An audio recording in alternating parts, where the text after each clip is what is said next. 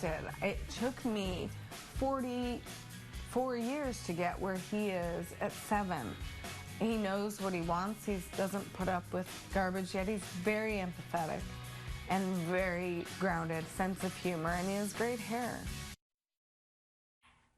That is actress Selma Blair talking with People magazine over the summer about her life and her son and her life as a mom and a person living with MS. She says her little boy considers her to be so brave, the way she takes care of him and the way she lives with her disease. March is National MS Education and Awareness Month. And this morning we are talking with another courageous woman who is sharing her journey with multiple sclerosis in the new book, My Ms. Adventures. So joining us today is Becky Kennedy. Becky, thank you so much for being with me today. And I've so looked forward to speaking with you about how you have chronicled your journey and shared the changes in your life since, what is it, 1993. So tell me, and the folks at home maybe that don't know about MS, basically what is it? Well, MS is an autoimmune disease that attacks your nervous system. It actually attacks the myelin sheath, which is the covering of your nerves, and it causes your nerves to short circuit so that the message doesn't get all the way from your brain to your muscles.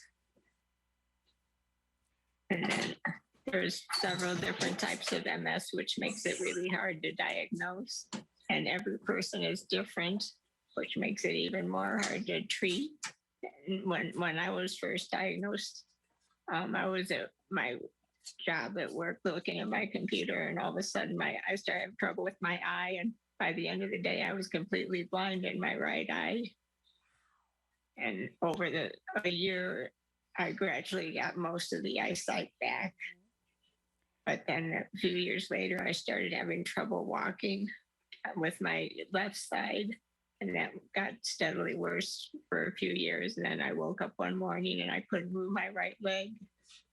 And so I went from walking with a limp to a cane to a walker and finally to a wheelchair. And one of the other problems with MS, it makes you feel really alone and discouraged. Becky, and so I want to ask you about the emotions of all of this, because at first when you get a diagnosis, it's I imagine like seeing your life play out ahead of you, almost maybe like a movie, imagining what's to come, and that's got to give you a lot of fear and a lot of sense of isolation. You share this story in quite a few kind of humorous almost moments throughout this journey of acclimating to these different stages in your life. What do you want people to understand most about somebody who is living with a chronic condition like this? Well, like I wrote on my book, MS is not for sissies. Yeah. And Definitely. you need to, and it gets very lonely and discouraging, so you have to be in charge. You can't change your circumstances, but you have to change your attitude.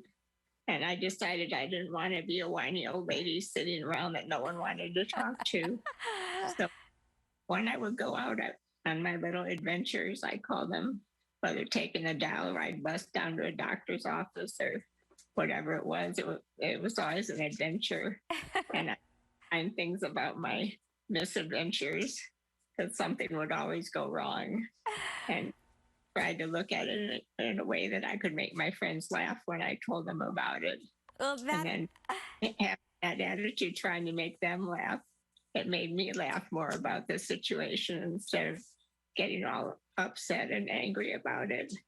And I would tell them a story and make them laugh. And they kept saying, well, you should write a book. You should write a book. So finally I put some of my stories together and made a book out of it. You sure did, and it is a gift to share that gift of incredible attitude that you have and positive sense, especially coming off the year that the world is coming off of. I think we have a lot to learn from you and your journey, and I wish that I had more time to speak with you, but I'm going to encourage everybody who is watching to order your book, and you've got a website, and we can find out a lot more about your whole journey. So it's My missadventures.net, but of course it's just MS Adventures. And I appreciate you speaking with me today and sharing your bravery and also your positive attitude. It's a great reminder for us all. Let's share a smile and a laugh, right? I felt compelled to write it because I thought people needed to have the encouragement. There's so much negative about the world, and they need to look at something positive, even if they have to make it up themselves. There's other people going through the same thing, and change your attitude, and it can change your outlook on life and make it more fun to live and not be a whiny old lady in a corner. Becky Kennedy, fantastic perspective. Thank you very much. And we wish you so well. And thank you so much for sharing your book with me. Thank you, Olivia.